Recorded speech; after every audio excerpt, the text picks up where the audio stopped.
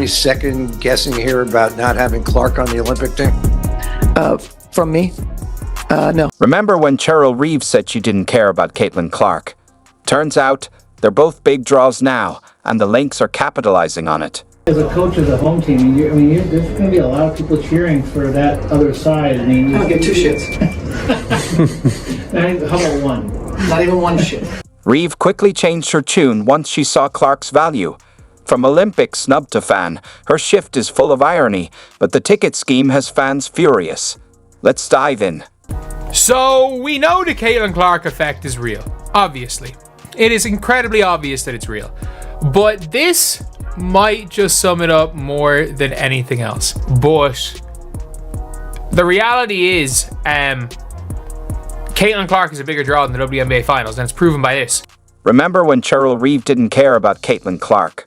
Back then, Reeve stayed quiet when Clark was left off the Team USA roster and shrugged off her impact on fan attendance. Hey, dummies.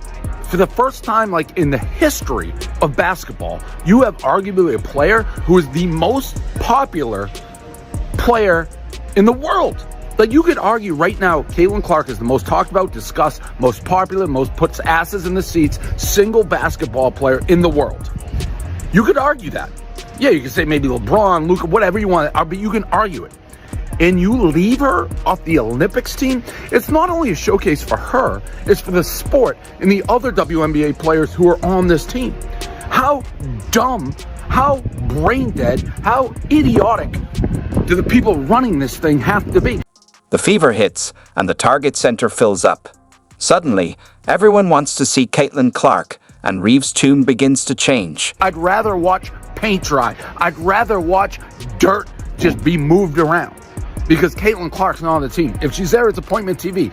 You people, whoever did this, honestly, hey, take your brain, put it in a museum, and study it for how dumb you are.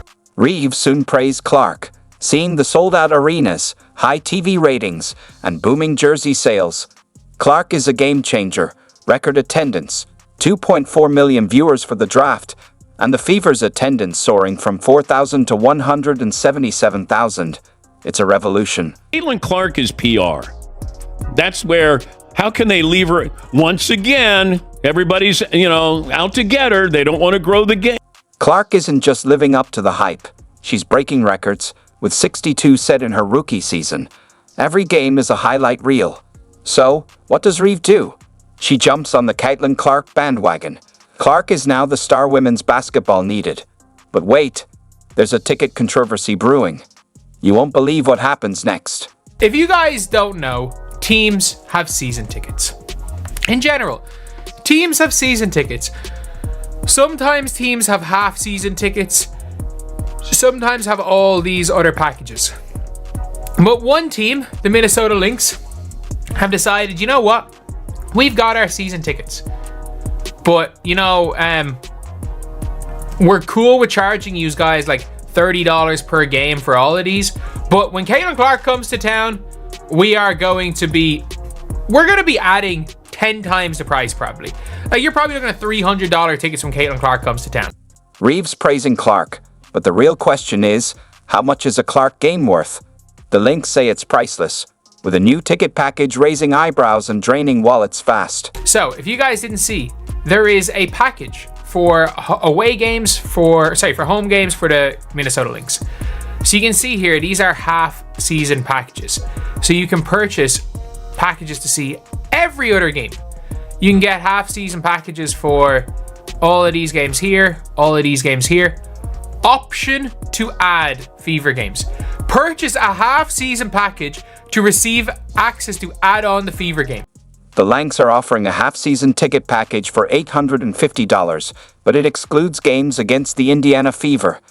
To see Clark and the Fever, you have to buy the full package. No single game tickets available. You cannot buy a ticket to the Fever game without buying a half-season package. That is how confident they are in this. You cannot buy a ticket straight up for the Fever unless you are at all the other games. So you can't just buy a ticket to the Fever. Any other game, cool. The other games are all in the packages. And they're probably charging as much as the entire package to just watch the Fever game. Which is absolutely crazy. Fans are furious, with one saying, "They lost me with this decision." Another called it the most shameless money grab in any league's history. The message is clear. Clark is the face now. We knew the Caitlin Clark effect was real, but it's like, there are people still oblivious to it. Still people absolutely oblivious to it. But you've now got like purchase a half-season ticket to receive access to add-on to Fever games. The Go has her own package. She literally has her own package. They could even sell out Gamebridge for day one of Fever camp. They 100% could. I'm sorry, they could sell out Gamebridge for day one of Fever's training camp. There's a 0% chance they couldn't. While the Lynx hold back, teams like the Storm and Liberty are including Fever games in their packages. It's like a restaurant raising prices after a good review. Sure, they make quick money, but how long before fans start looking elsewhere? If Unrivaled, if somebody got injured for Unrivaled, and it was while they're waiting for someone, they were like, we've got Caitlin Clark for one day and one day only, but instead we're going to move it into wherever, is it in Orlando or it's in Miami, where Miami, the Miami Heat play in the American Airlines Arena is Miami, or is it the American Airlines Center? Is that the Mavs? American Airlines Arena, I think, is Miami, or whatever it's called now. So you could move it to there, Unrivaled, and it would sell out in 10 minutes if she was there for one night and one night only. That's the reality of the situation. The Lynx's move is anything but subtle. They're cashing in on the Caitlin Clark hype. Funny how quickly Reeve's tune changed with a few sold-out arenas. Do they really think fans will accept this? Without them, it's just an empty gym. Like, I've never seen a team do something like this before. Maybe there is. Maybe there has been. But I've never heard of season tickets that discount certain games just because they're the bigger games. And also the fact that you have to pay, you have to buy a season ticket. Like, I've seen times where in order to get access to certain games, you have to basically, it's first come, first serve with season tickets and stuff. Like, as a Leeds United fan, to see the playoff final, it was like season tickets got first preference. Then you had to have gone to 10 games during the year. For $850, you could watch Fever games from home or even fly to Indiana for one. But the Lynx are acting like Clark is locked away, and that price is the key. Imagine being a Lynx player, your team's telling you, you're not Caitlin Clark. My favorite part about this is it is the home of I don't give two shits about Caitlin Clark, Cheryl Reeve. This ticket controversy is just the beginning of Caitlin Clark's impact on the WNBA. So, how did we get here, and what did Reeve really think about Clark? We'll dive into that shortly, but first, let's take a look at some numbers. The amount of people that still call A'ja Wilson the face of the league. I'm sorry, you don't need to purchase a 10-game package for the option to watch A'ja Wilson play basketball. You don't. And A'ja Wilson is in, obviously it's everyone in the packages to see every other team other than the Fever. Caitlin Clark's impact on the WNBA is undeniable. This year, the league saw its highest TV ratings ever, with some of Clark's games even outdrawing NBA games on NBA TV. A rookie is pulling in more viewers than NBA stars. And when you take into stock the fact that outside of Kevin Durant, aging superstar, LeBron James, 40 years old, and Steph Curry, there's not a single NBA player more popular today than Caitlin Clark. That is a problem. Last season, 20 out of 23 games with over 1 million viewers featured Clark and the Fever. That's a phenomenon. Teams are moving games to bigger arenas to fit all the Clark fans, and the 2024 season opener had the highest attendance in 26 years.